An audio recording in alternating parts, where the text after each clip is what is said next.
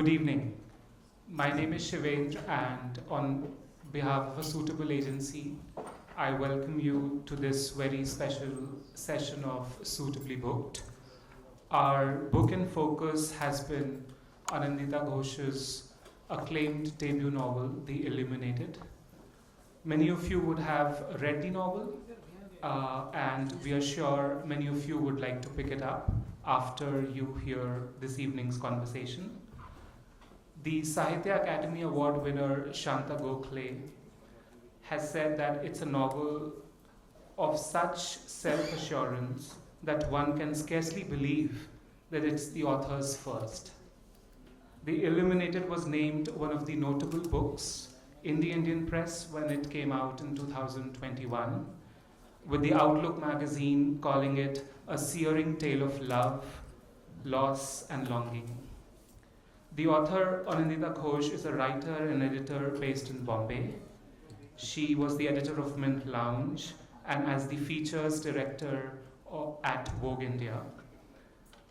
She continues to write for a range of national and international publications. The Independent has picked Anindita as one of their 9 best upcoming authors from India, and she was elected as a Hawthorne Writing Fellow in 2019. Illuminated is her debut novel, represented by a suitable agency and published by HarperCollins India. It has since been published internationally by Bloomsbury. Currently, she leads communications for a global social impact consulting firm and is writing her second novel. This evening, Anindita will be in conversation with Sohini Chattopadhyay.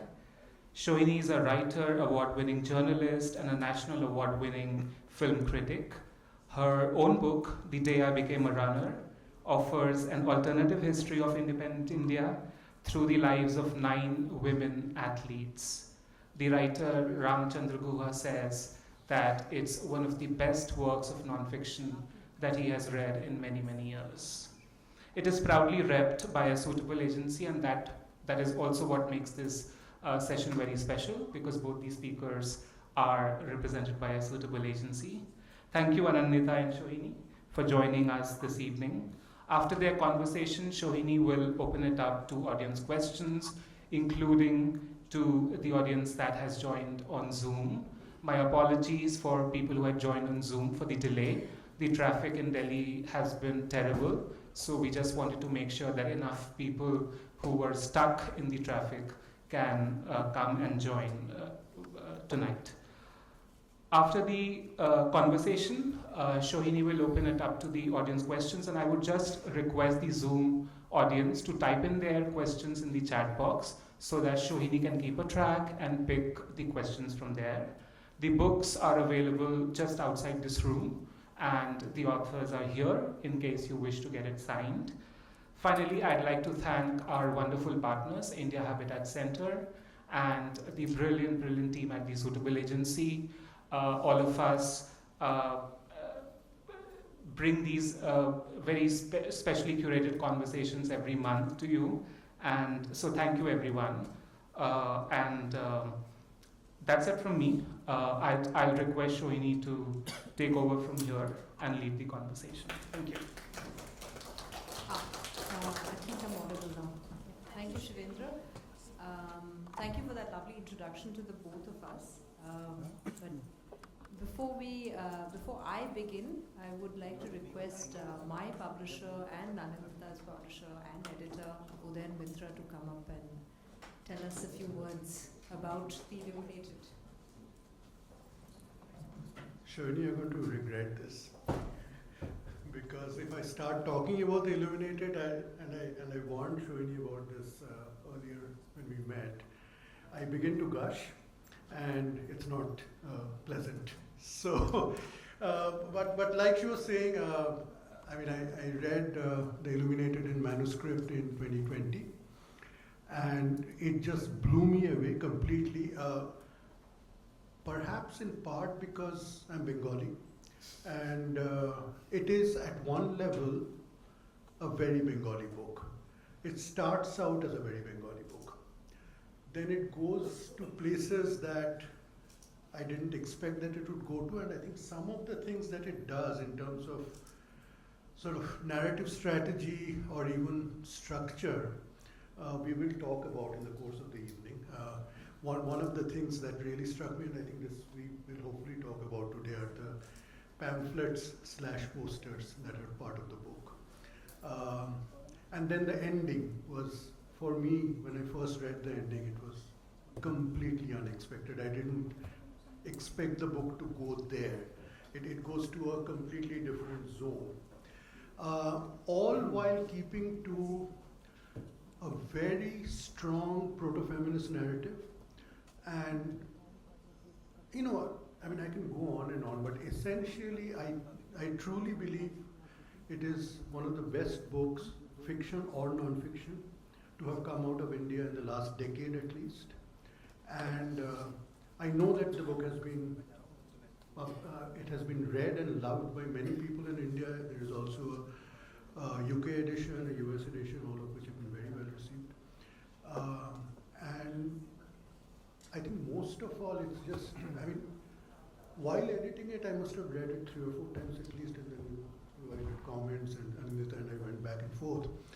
But I've read it since. I've read it again after it's been published, because it's been several years now. And I've read it at least twice after that. And I continue to be completely in love with the book. So it's, so I'm not the best person to speak about it, because as I said, I tend to start gushing. It is a book that if you haven't read it already, please read it. It is something that you will take away with you as, you know, quite an experience. And I'm really looking forward to Anindita's next book, which I know she's working on. And we were actually talking about it earlier today. It is, again, going to surprise a lot of people, and I think it's going to delight a lot of people. And of course, and this is also my chance to plug Sohini's book a little bit. As Rango has said, one of the best works of nonfiction that he has read, that's high praise. In recent years, I fully second that. It's a very unusual book. And just narrative strength of Sohini's book is tremendous, just as Anindita's is. And again, really looking forward to Sohini's next book as well. Okay, thanks so much. Let's go on. Thank you, then. That was very unexpected, but thank you. I'll just begin with a little bit about how I know Anindita. So Anindita and my relationship is primarily one of editor and writer. She's edited me for more than half a decade. And she's been one of my toughest, if not my toughest editor. One of my best editors. I think every essay that I've published for her, that she's published rather, I continue to think of it as, I remain proud of those essays, and that's not usual because as journalists we do work in a hurry. And she used to, so she's the sort of editor that you want to please, but I was also afraid of the comments that would come. I remember one in particular which said, you don't necessarily need to end with a conclusion. And I remember I didn't know what to make of that comment, but I think it's been one of the most liberating editorial comments I've had. I mean, journalism doesn't have a lot going for it, particularly features journalism, but one of the things that it does give you is, well, the opportunity to take some liberties, and she sort of liberated me from, writing a conclusion in the way that we're taught to do right from school. I'll begin with my thoughts about the Illuminated, which I loved like Udayan, and I read it a second time for this event, and I just loved it. I enjoyed it just as much or possibly a bit more than the first time, because this time I read it in the hardback, in hard copy rather. The first time I read it on Kindle. Some of you may have read the book, but I'll just begin with my thoughts on the book, and then I have some questions, but I'll also be asking you to read Anindita. So, two women, Shashi and Tara Malik, mother and daughter, come to a sort of realization of who they are and who they thought they were in the wake of their father and husband Robi Malik's sudden death. It's in the tradition of one of the classic genres of the novel, which is the Bildungsroman. So it is a coming of age. It's a coming of age for mother and daughter, for Shashi and Tara. It's a book that is set in privilege. So Robi is a star architect from Delhi School of Architecture. He is Kolkata aristocracy. He lives in one of the Rajbaris, the sort of Rajbaris, the palatial houses that you see in period films set in Bengal. Shashi, his wife, is a very promising student of philosophy. Her professors are disappointed that she doesn't go on to do her PhD. And Tara is a star student who opts to study Sanskrit, which is part of her rebellion, and she goes and studies, she does her PhD in Sanskrit at elite, exclusive campus at Mysore. It's a very cinematic book. So right at the beginning of the book, for instance, there is this description of Shashi making tea. And Anindita talks about how Shashi she likes to pour the golden yellow Darjeeling tea on and she likes to see the sugar crystals melt as the tea is poured, and then she adds a pinch of milk. And I usually don't make my Darjeeling tea like that. I like to add the milk and sugar first and then add the tea, but I felt the image was so evocative. I also wanted to see the sugar crystals melt, so that day I added the milk later. It's a very funny book, so I didn't expect that. I found myself chuckling aloud, particularly in the first half of the book, nearly every page or every other page.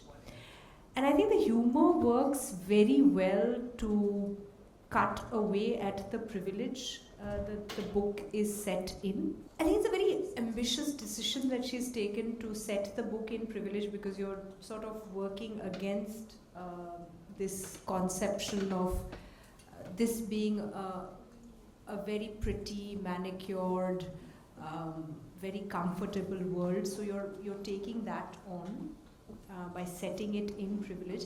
And it's also what I think you managed to do very successfully is demonstrate how all the educational and cultural privilege of the Bhadralok Maliks hasn't taught them to identify the sexism and the prejudices that reside within them. So with that introduction, I'll jump into questions. So Anindita has killed Robi Malik, who is, I see Robi Malik as one of the protagonists, one of the central characters of the book. And you've killed him in the first page, actually in the first line of the book, I think, or the first paragraph, first page of the book. But we still encounter a lot of Robi through the book. We always encounter him through Shashi's remembrances, or Tara's memories, or Purnima's descriptions of Dada. Why did you, given that Robi is, I see him as the sun around whom all these people are still arranging themselves. So why did you not want to spend any time inside Robi's head? Why are we always approaching him through other people? Did you dislike him that much? Roby is a fascinating and very impressive man, as we might read a passage describing him.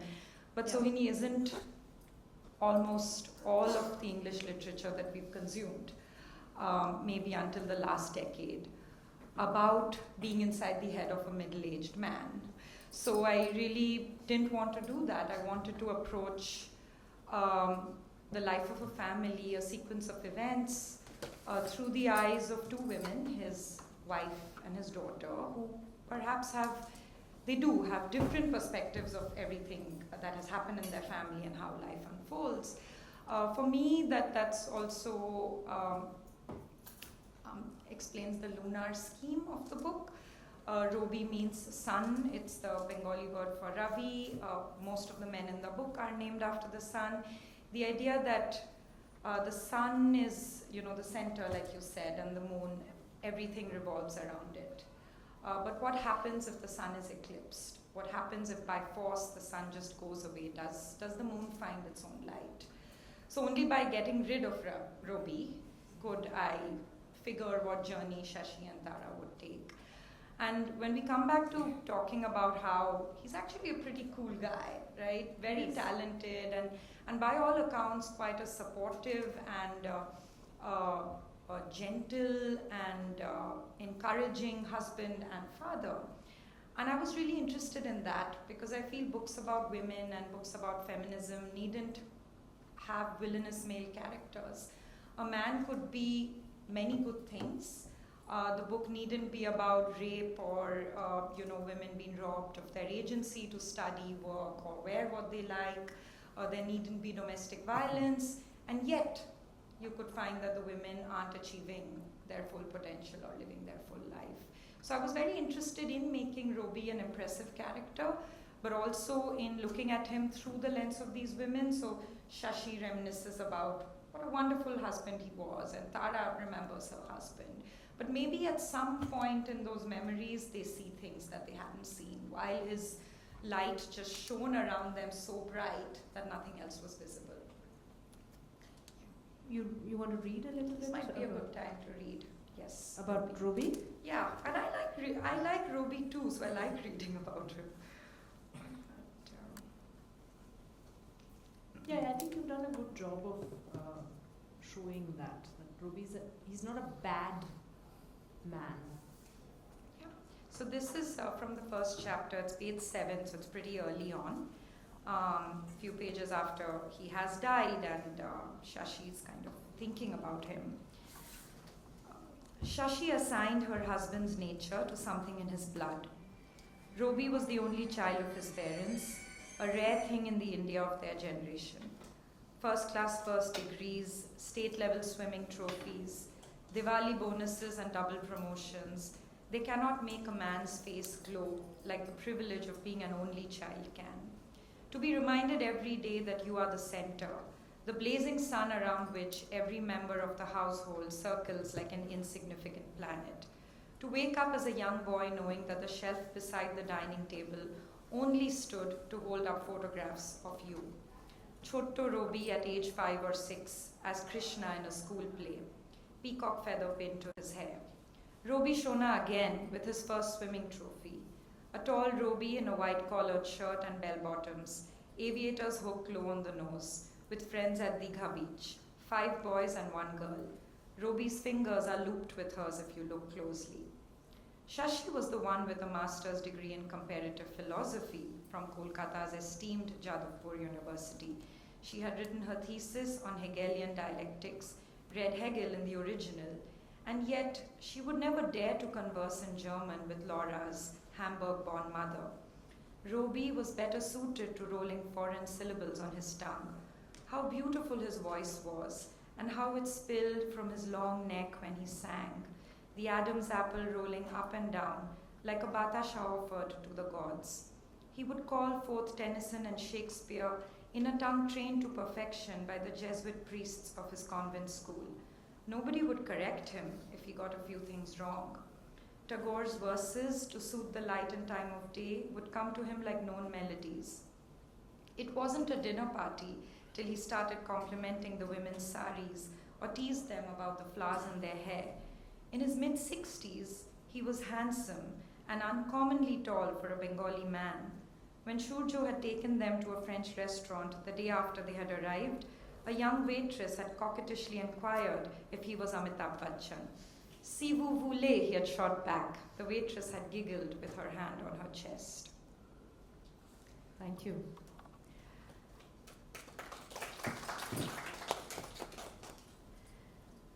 So you've structured the book with alternating sections of Shashi and Tara, mother and daughter, which works very nicely to build tension. It also sort of set me up as a reader to expect a confrontation between mother and daughter. And there is a lot of, both literary and cinematic legacy to this. You have, the Bergman film Autumn Sonata, which has been adapted into Bangla by Rituparna Ghosh as 19 April. Then there's a Hindi adaptation of it called Tehzeeb. If any of you remember, it's Shabana Azmi and Urmila Matondkar. Then there's a German film by, I forget the name of the director, but it has Isabelle Huppert, the piano teacher. But you don't give us that confrontation. Why is that? I was surprised by it too, we talk about free will, and I wonder if people have spoken about the free will of fictional characters. But when you're living with characters for, I wrote the book over 5 years, so when you're living with them over 4 to 5 years, they are flesh and bone and they are real people, and you can't make them do things that they don't want to. And maybe as a writer, I would have liked, it would have been convenient to have this hero's journey, this big confrontation and reconciliation and going back home. But they didn't do that, Sohini. But I do think there is a confrontation. It's just, it's probably so intimate that the reader doesn't know, and I don't know either. When they meet after everything that's unfolded and all of the misunderstanding, they have this really long embrace, and it takes them a while to disentangle. And I think perhaps a lot happens in that time, but we wouldn't know. I think it's also one of the pleasures of writing the modern novel. Sheila Heti, this Canadian writer, wrote this wonderful essay about how television isn't the new novel, television is the old novel. So television has taken on what the novel needed to do in terms of storytelling and plot and descriptions. She talks about how it's similar to how the birth of photography gave rise to Impressionism. Because with photography capturing a single moment, artists no longer had to be photorealistic. Artists no longer needed to do portraiture or still life. They could capture movement, which the Impressionists did, or later, when Cubism and other kind of forms were born. So similarly, I feel with television now doing the storytelling, novelists can do whatever the hell they want, so they don't have to tell you everything. You don't need to have a beginning, middle, and end. I'm forgetting the name, but the book about the Sri Lankan war by the Sri Lankan writer that won the book or was shortlisted. The 7 Moons of... No, not 7 Moons, the war one, where there's just pages and pages about a dying soldier. English looking Patience? What? Yes, Passage North. A dying soldier looking up at the sky and describing this insect. And it's very lyrical and beautiful, and it's more than 6 pages. But it's not just shooting the breeze. There's a lot of beauty and a lot happening in that, right? So I feel... I didn't need to follow a traditional arc, but I was surprised by it. Oh. Can I invite you to read a little bit about Shashi and... Do you have a specific part in mind? I know we marked a few, but I don't know what you have in maybe mind. where Shashi's thinking about the difference between the section where she's thinking about the difference between sons and daughters. Page number.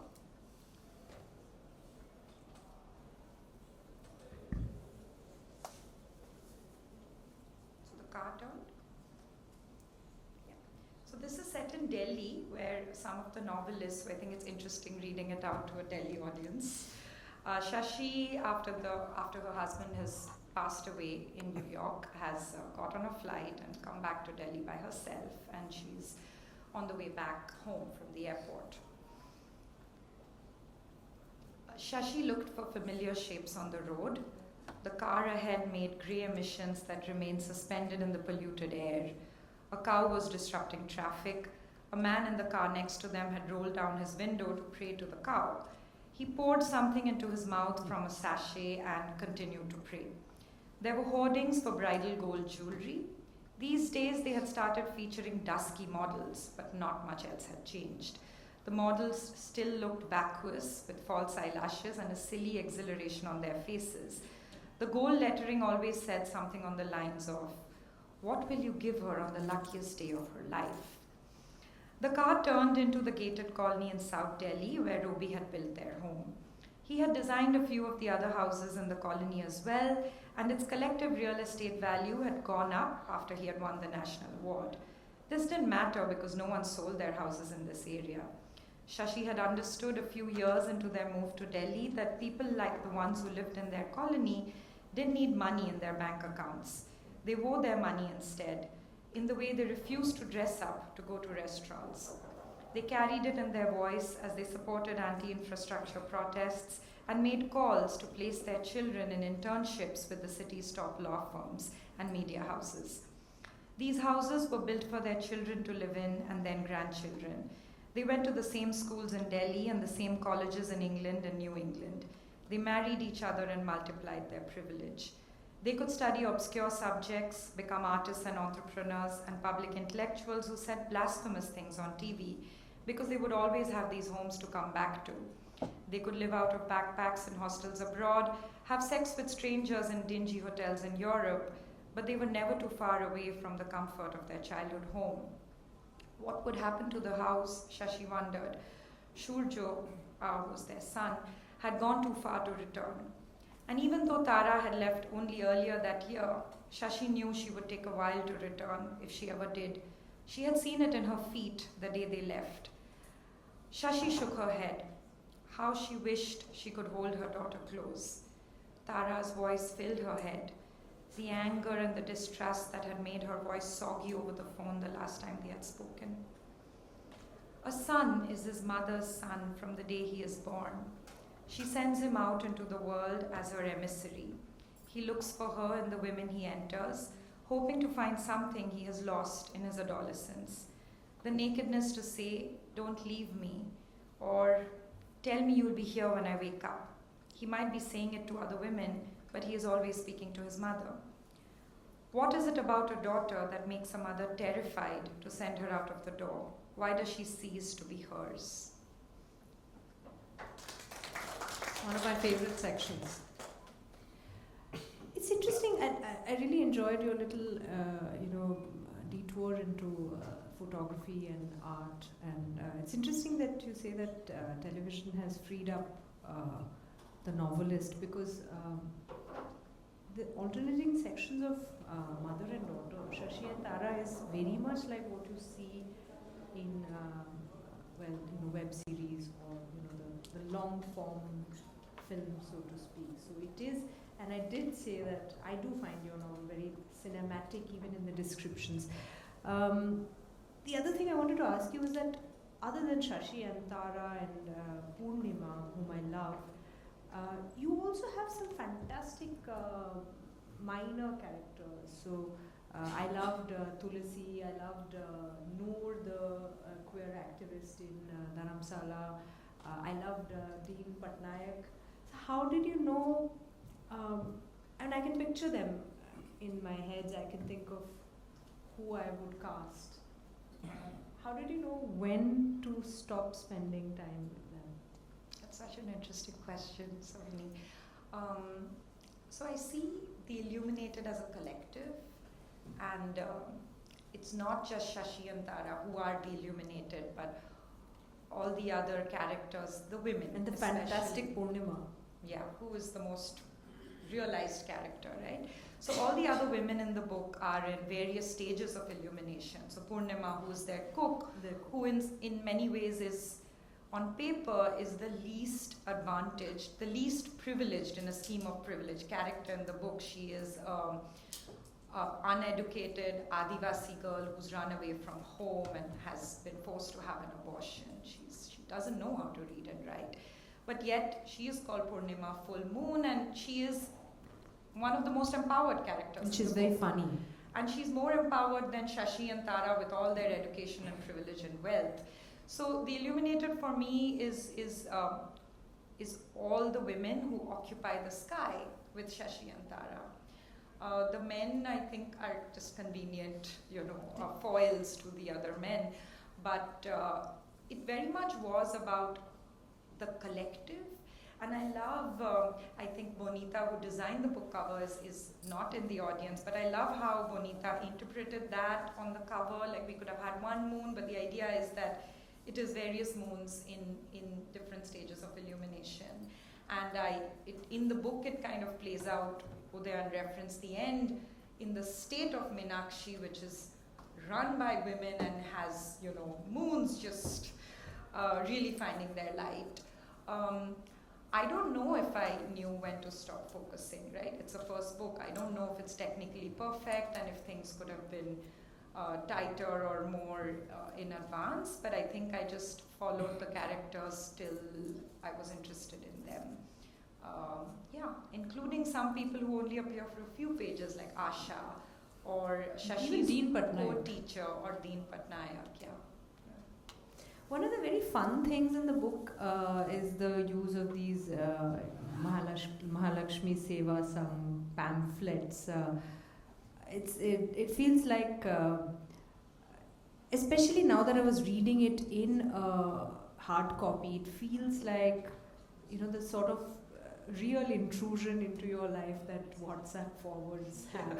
I didn't have that feeling as much on Kindle, but if I could just request one of you to, so this is what it looks. Clearly a lot of attention has been given to the designing of the pamphlets. Like to make them look bad, we wanted them to look bad. 5 different fonts and odd motifs, and particularly placed next to the beautifully formatted text.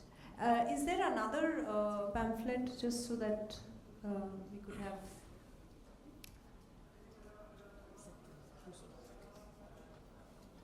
And it works to evoke our current political moment. Yeah, this one is one of my favorites. I really like developing materialistic attitudes. and developing lesbian attitudes also, right? There's also development of lesbian attitudes. But I honestly think these are realistic, right? We could be receiving this. We are receiving these.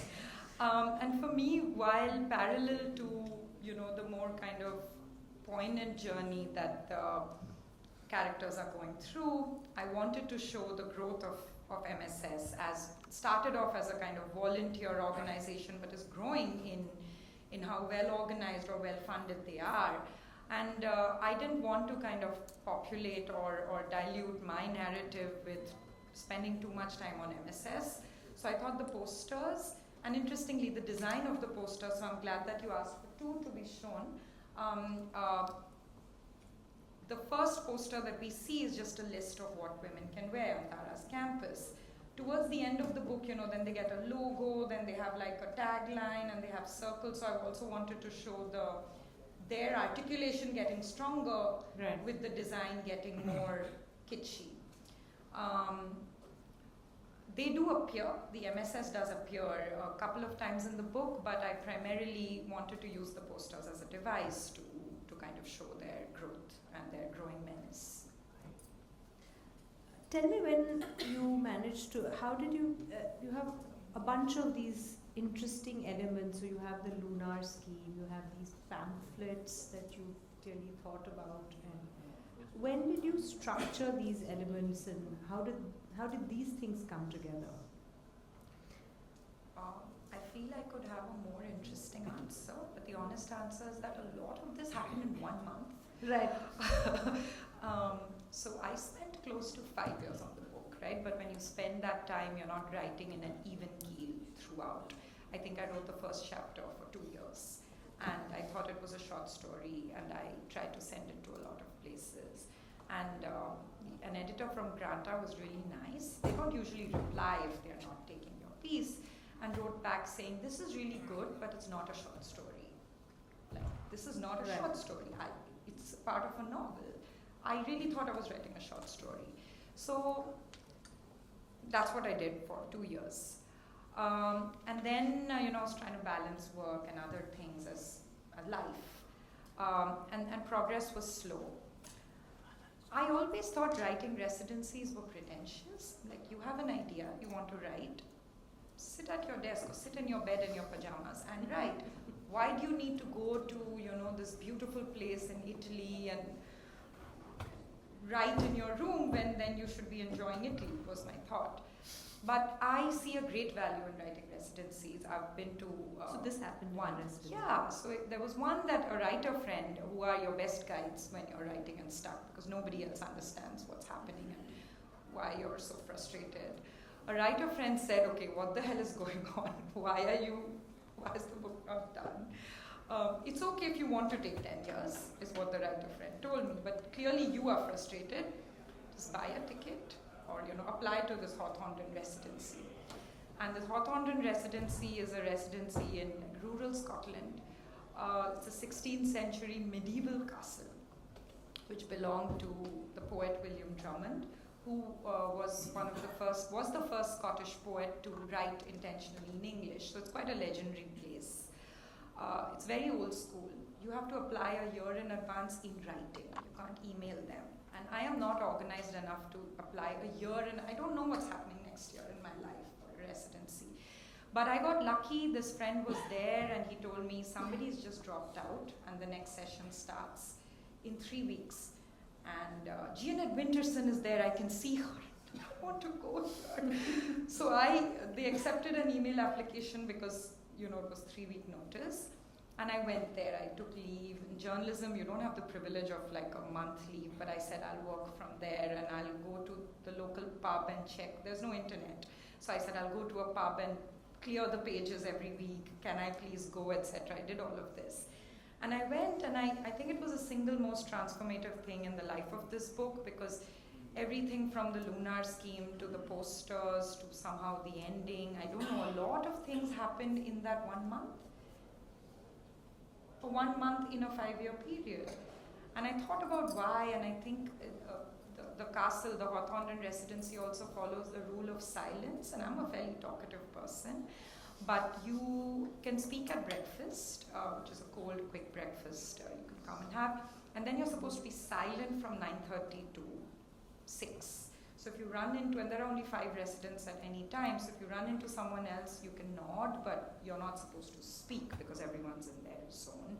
And it's large enough that, everybody found their own spot over the month. There are 2 libraries, there's a shed, there's a piano room. So we all found our space, or you could just write in bed. And then the evenings were very social. There was like we had sherry hour, and then we had food for 3 hours, and then we played cards every night. But it was the single most productive month in the 5 years, and I think of myself as a productive person. I didn't slack off. I really tried to work over 5 years. But I think a lot of the leaps happened in that 1 month, and the only explanation I have is that a residency, when you're in a new place, it's a change in rhythm.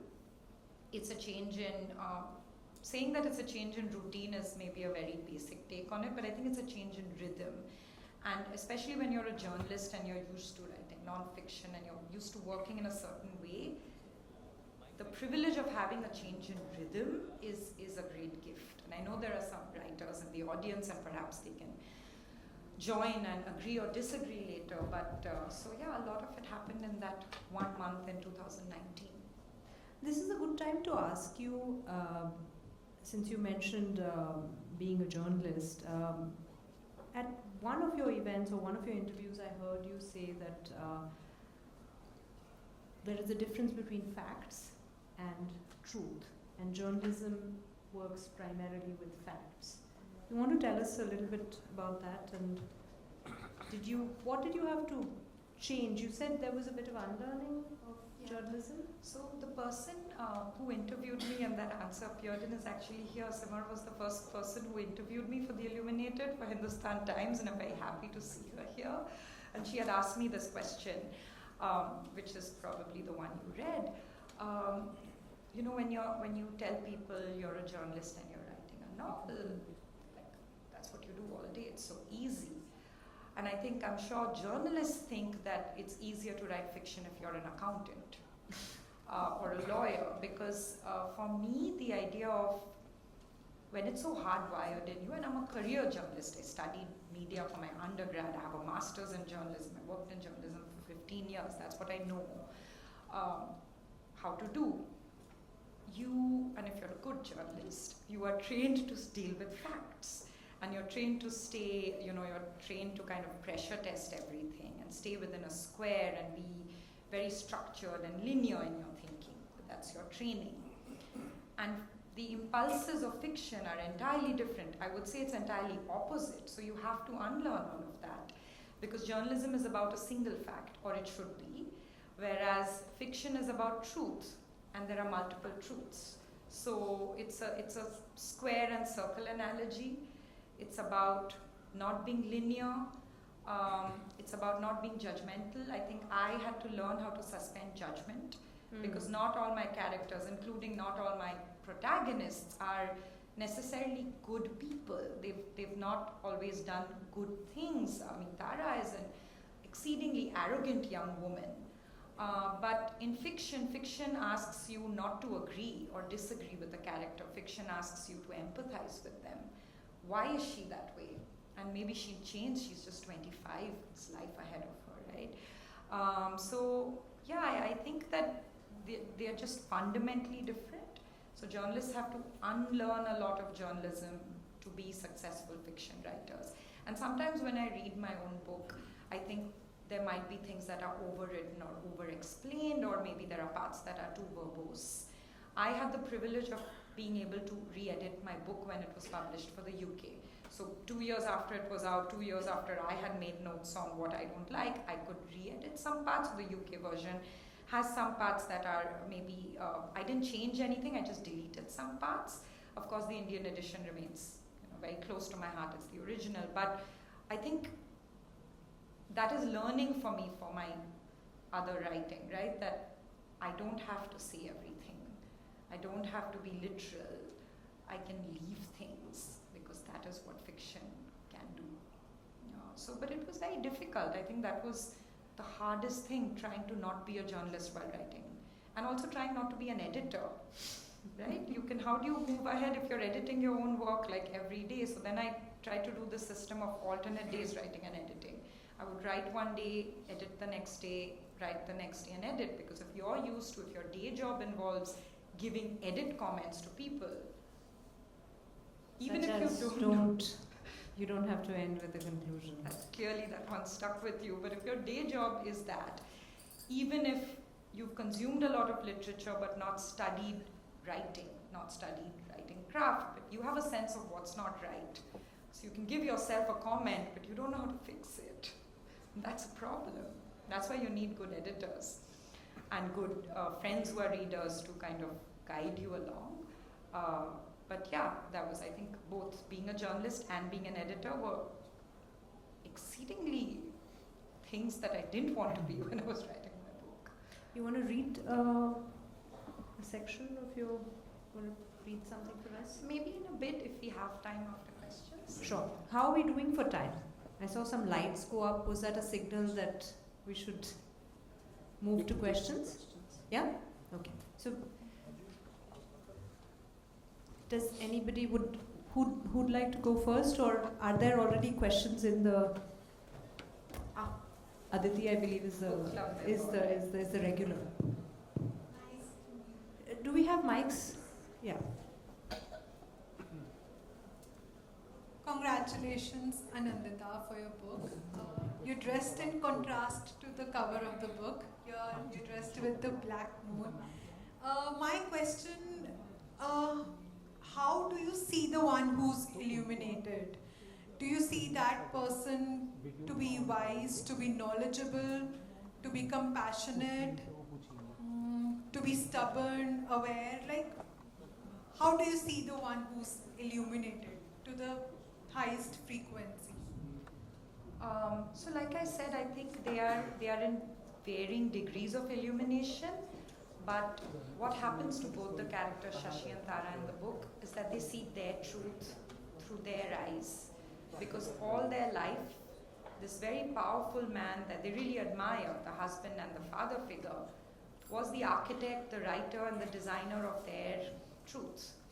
So I see them as illuminated because they see their own truth. They both have kind of mini epiphanies through the book after the death of Roby, which helps them see something in a way that they hadn't seen before.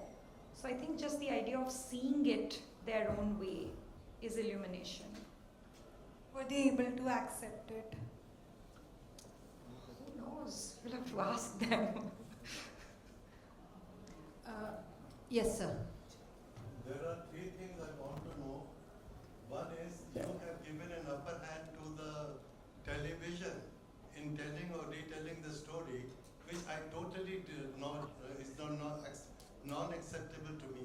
Because even when television was not there, it is always works of authors like Tara Shankar Bandyopadhyay, Vimal Mitra, Sarat Chatterjee, Rabindranath Tagore.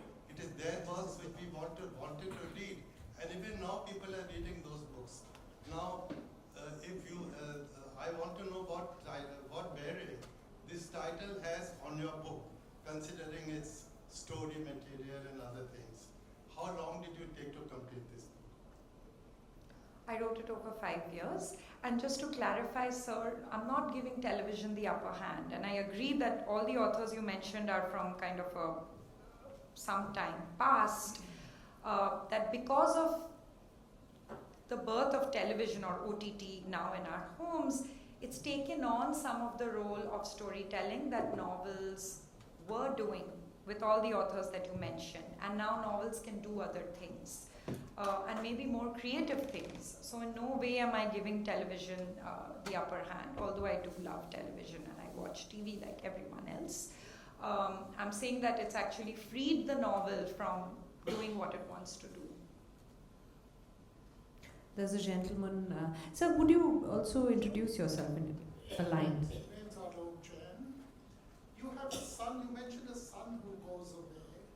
How does his absence play out, if at all, or is he just simply ignored?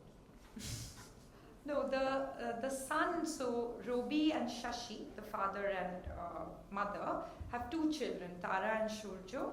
Shurjo lives in the US. So when the story, he's moved abroad, he lives there, he's married. The story begins with Roby and Shashi visiting Shurjo. They are in his house in New York when Roby dies. He is a relatively minor character in the book. He appears periodically when his mother is frustrated with what to do with their daughter and how to handle her when she looks to him for help. He does appear through the book, but he isn't a central character, if that's what you're asking. There's a question from one of our attendees on Zoom. Nirja Narang, if you're listening, could you put the video on and ask the question? Nirja, are you there?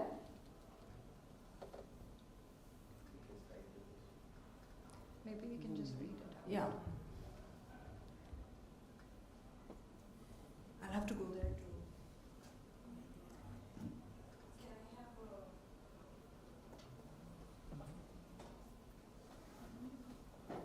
Oh, she's here, actually. Nirja? Yeah, hi, am I audible? Yes, you are. Hi Anindita, hi Sohini. Anindita, congratulations for a beautiful novel that holds such a lovely mirror to our times. As your women protagonists are finding their voices, you've explored the hidden cracks and subtler undertones of privilege, class, caste, identity, patriarchy in such a beautiful, nuanced way. My question is, did these themes gradually find themselves into the story as your characters developed? Or did you feel so strongly that you knew that you had to weave them in? Thank you. Thank you for your question, Neerja, and thank you for joining us online, to you and the others who are logged in. I think I was following characters, and I was interested, as Sohini also said in her introduction, I was interested in the idea of privilege and the idea of women being not empowered despite all the trappings of privilege, whether it comes from, class, caste, education, having a supportive father or husband. So I started off with the characters. It was the idea of a woman like Shashi, who on the surface has everything that people think women might want, even a lovely husband who is faithful to her and encourages her to kind of pursue her passions. But then the stumbling blocks of, all the different hierarchies that you mentioned, all the different kind of variables came into that. I think it's hard if you're observing India and if you're writing about women, but also if you're writing about just characters living their truth in today's India, for those intersectionalities not to come out. We would have to be rather blind to not see them. Thank you. Thank you. Thank you, Neerja. Anybody else? Yeah, the lady here.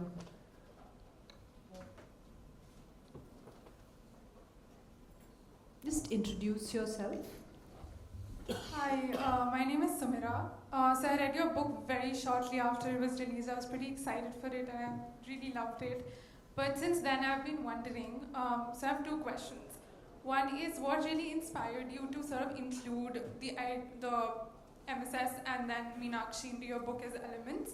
And while you were writing, did they develop like simultaneously or later? Because they're quite like in tussle with each other, and that's a really great, I really enjoyed reading that. That's my first question. And the second is, what made you decide to have Shashi pursue comparative philosophy and Tara Sanskrit? I'm just curious. So first question, sorry, I didn't get your name. Sumira. I was interested in, the idea of this right-wing government organization, right? In the times that we live in, writers are also citizens. These things play into your consciousness and things that you're thinking about. But I was actually particularly interested in how patriarchy mirrors right-wing governments. So I wanted the two of that to happen in parallel in the book, because the structure of how the men want to control women was a kind of, domestic context of what's happening at a more government level. Your question about Meenakshi, yes, that kind of just happened while writing, and who knows, maybe it happened in that Hawthornden month. But also not to be facetious, I think writers, as writers, we are quite inspired by things happening around us, and also what you are exposed to, the books you're reading, the art you're seeing, the people in your life at that point. And I was suddenly exposed to a lot of, I've read Margaret Atwood through my life, but suddenly exposed to a lot of very radical feminist SF, speculative fiction, and feminist horror, with this author called Carmen Maria Machado, that a young intern of mine introduced me to, and this book called Her Body and Other Parties, which blew me away. Because I think of myself as quite a conventional and traditional writer, at least. And the writers I like are pretty straight-laced, they write, they're not very radical, they're good literary fiction, that's what I like. And I thought that was the kind of book I was writing. And there came a point also in the politics of our country, right? If you see the period in which the book was written, when I just thought, something has to happen, something needs to give, I need to do something, and maybe this is what I can do. I can do something in my book. And both Udayan mentioned and Sohini mentioned, and I'm aware that things kind of take a very sudden turn. But that's life, and I think our world is taking sudden turns, and books are a mirror of what's happening around us. And I got very excited by the idea of Meenakshi and let myself kind of go away with it. I do think that the way in which it finally manifested in the book was a more distilled version, because when I first started thinking of SF, and I was new to it, so when you discover something newly, you're so you can go wild. I had very radical SF elements like hair tags, etc., which then I realized you don't need. Things are strange enough. So I know Atwood has said in one of her interviews that everything that happens in her books, even though they seem so outworldly, is something that has happened at some part of the world at some period in time. So similarly, I feel that even though the state of Meenakshi appears outlandish, I think everything that happens is still within the realm of being regular literature. It's not sci-fi. So if that answers your first question. Your second question was? Why comparative philosophy and Sanskrit? I did want, so first about Shashi, I did want her to be a scholar, a person who spends time and has spent her academic life thinking of inequality and equity, but somehow is not seeing her own life in that lens. And Hegel writes so much about this idea that the tree is bent one way. You have to bend it all the other way for it to come at the center. And that is kind of what's happening in the book. That's what's happening with Meenakshi. That is very Hegelian, which is why I needed Shashi to be studying Hegel, because she then lands up in a place which is a manifestation of Hegelian philosophy. For Tara, this is something Sohini and I spoke about also. Her choice of Sanskrit is actually an act of rebellion, because when she's studying Sanskrit poetry, which is an incredibly hard thing for her to do, she could have studied, there's a passage that says she could have studied literature or economics or philosophy, like all the children of her parents' friends. She chooses to, study Sanskrit in a small, nondescript department, first in Delhi, then does a research fellowship, moves to, for her life of privilege, a pretty uncomfortable hostel room. But maybe subliminally, though she doesn't feel that she's not had agency, maybe subliminally she knows she needs to make her mark, because her life has been designed and provided for by her father. And maybe studying Sanskrit, studying something hard is her act of rebellion.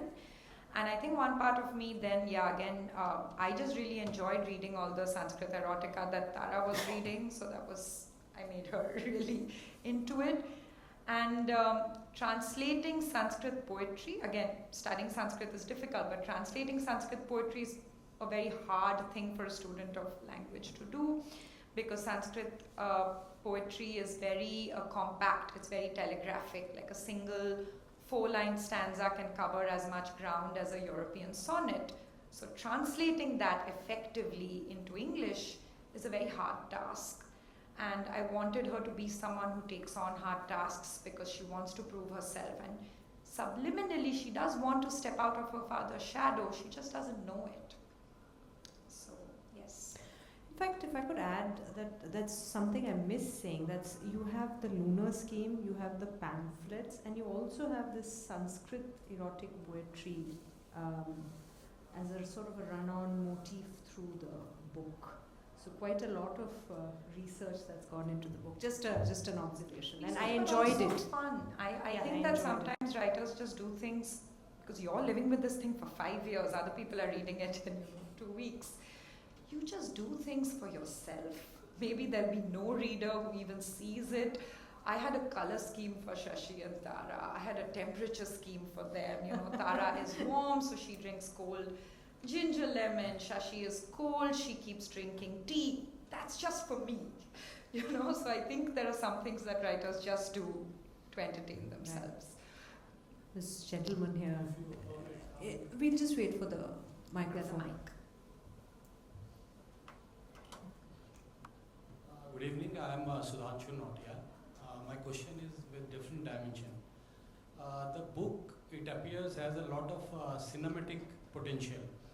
So अगर मैं बोलूँ कि क्या इस तरह की कोई गुंजाइश है, और अगर हाँ, तो क्या टाइटल आप उस मूवी को देना चाहेंगे? गुंजाइश तो है, और आप अगर इस बारे में कुछ कर सकते हैं तो आप कीजिए. All writers who have a book out have, you know, I do have a film agent, and there have been conversations.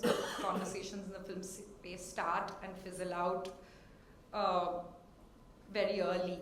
Somebody even from a Finnish production house got in touch saying, can you start the book in Finland instead of New York, because there's a grant from the Finland Tourism Board. So there have been a lot of conversations, and I said, If you can yeah, suggest but a you know, I wouldn't suggest a title, and I'll tell you why. I feel that the novel is my creation, and I'm proud of it. But once the novel is written, the author dies, as Roland Barthes said.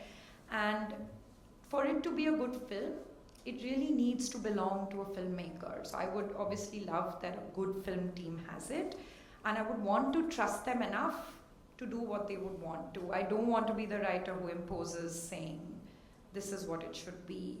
And I think so much of it depends on what kind of film it would be. There could be a very radical contemporary interpretation of it. There could be a very Rituparna Ghosh, who's no longer alive, but a very Rituparna Ghosh interpretation of it. So I think based on the kind of style or lens the filmmaker adopts, the title would depend on that. But I think it could be a Hindi film, it could be a Bengali film, it could be a English or Finnish film. Bengali film, then if you can suggest a name. Because she said that, I think the publisher has said that it's a bit of Bengali in the start. So if you can propose a Quite a name, lot, yeah, quite a lot. So there is a, because I don't read Bengali, unfortunately, but I consume, I'm very much part of Bengali culture by way of my family, my grandmother reading out stories, and also Robindra Sangeet. And one song that my grandmother used to sing to me is called Chander Hashi, which is the laughter of the moon. I think that would be a lovely title, and you know, the song could appear in the end credits maybe. So it's a beautiful song. It's a Tagore song, which is about how the dam of the moon's laughter has now broken and the night sky is flooded with moonlight. And come join us in this jubilant evening. So I think that would be quite appropriate. Thank you. Do we have any other? Do you have a suggestion? I think you do. Yes. Not exactly, right now, but I'll definitely, go through the book, and definitely if I can share it with you. I would love to hear from you. Yes. Can be thought of.